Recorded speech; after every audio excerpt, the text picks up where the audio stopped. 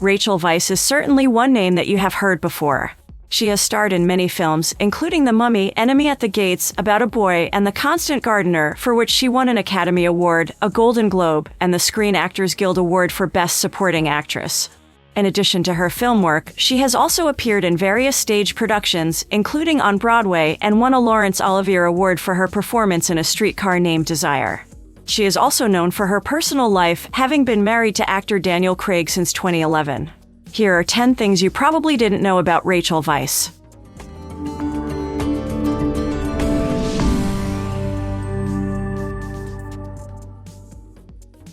She started as a model. Before she embarked on her acting career, Weisz started as a model. She began her modeling career when she was 14 after winning a modeling competition. She later told Vogue she lied about her height, pretending she was a more catwalk-friendly 5 feet 7 inches rather than 5 feet 5 inches. Her modeling career gave her the exposure she needed, and she was offered a major role in the Richard Gere film, King David. Her father reportedly wasn't keen on her taking the part, which she eventually rejected, preferring to concentrate on her studies. She told The Telegraph, "I was a child. I wanted to go to school, go down the pub, or whatever it was you did." She co-founded a drama group. Weisz studied English literature at Trinity Hall, Cambridge, and discovered her love for theater. She co-founded a drama group called Talking Tongues to fuel her newfound passion. After the group won the Student Award at the Edinburgh Fringe Festival, Weisz began to get parts in TV, film, and theater. She made her film debut on the BBC's Dirty Something in 1992. It didn't take much time for her to get more and more work, slowly but surely climbing her way up to the A-list. Her scene was cut from To the Wonder. A Terrence Malick movie is like a box of chocolates, you never know what you're going to get, especially if you're in the cast.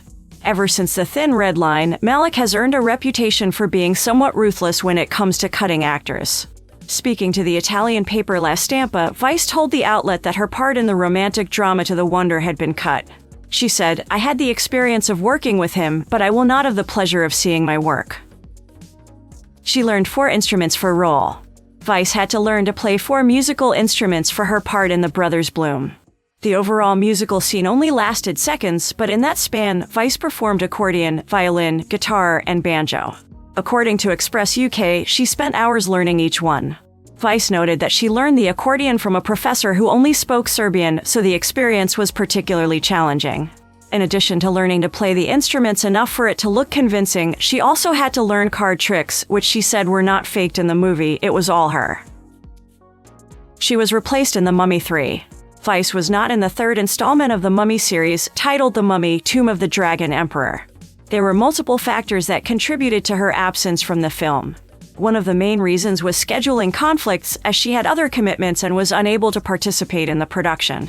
Additionally, she had a newborn son and didn't want to be away from him for an extended period to shoot the next movie in the Mummy franchise. As a result, Maria Bello ultimately took over the role of her character, Evelyn Carnahan O'Connell. She watched live childbirths to prepare for Dead Ringers. In Dead Ringers, Prime Video's remake of David Cronenberg's 1988 film of the same name, Weisz plays twin doctors determined to improve the field of maternal health. Within the first 10 minutes of the first episode, viewers are treated to a montage of Doctors Elliot and Beverly Mantle delivering babies upon babies. To prepare for the role, Weisz shadowed real obstetricians delivering babies. She made her Broadway debut in 2013. Weisz made her Broadway debut in 2013 in a revival of the play Betrayal by Harold Pinter. Her husband, Daniel Craig, also starred in the Mike Nichols-directed production. The play proved to be a huge success thanks to the star couple. As The Guardian reported, it grossed $17.5 million during its 14-week run, making it the biggest non-musical hit of 2013 in New York. For her, making her Broadway debut was an interesting, eye-opening experience in American theater culture.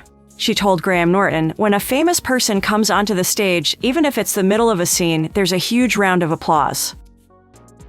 She owns a production company. Weisz has begun to take a more hands-on approach to her films.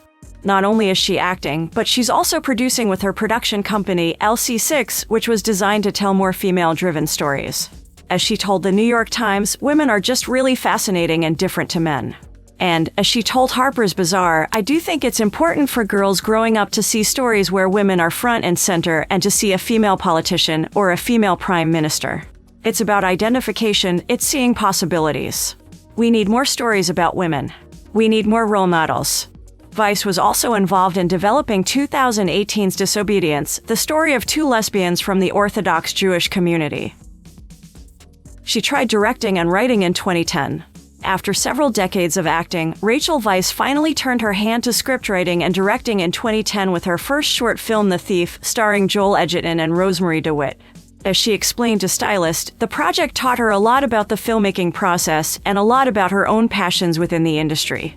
She said, "I really liked the writing part and the directing part, but I didn't enjoy the post-production bit. I got frustrated, it was so boring. With acting, I definitely appreciate the fact that you do it and it's done and somebody else deals with the rest of it. With post-production, there was endless poring over takes and I just didn't have the staying power. Plus, I don't think I'm controlling enough. As a director, you have to really control it, it's your vision. I would just enjoy the experience so much that I didn't really care. Obviously, I'm not a director, or at least not a goal-oriented one." What she learned from the experience is that perhaps she's not a natural director. As she told Mandatory years later, she had no intention of trying directing again. "I love working with actors, but I'm not a director. I'm an actor-producer." She had her first child with Daniel Craig at the age of 48. Weisz gave birth to her first child with Daniel Craig when she was 48. Both Weisz and Craig have children from prior relationships, but they had their first child together in September 2018. They are notoriously private, but she acknowledged her pregnancy in a 2018 New York Times profile, saying, "Daniel and I are so happy. We're going to have a little human. We can't wait to meet him or her. It's all such a mystery."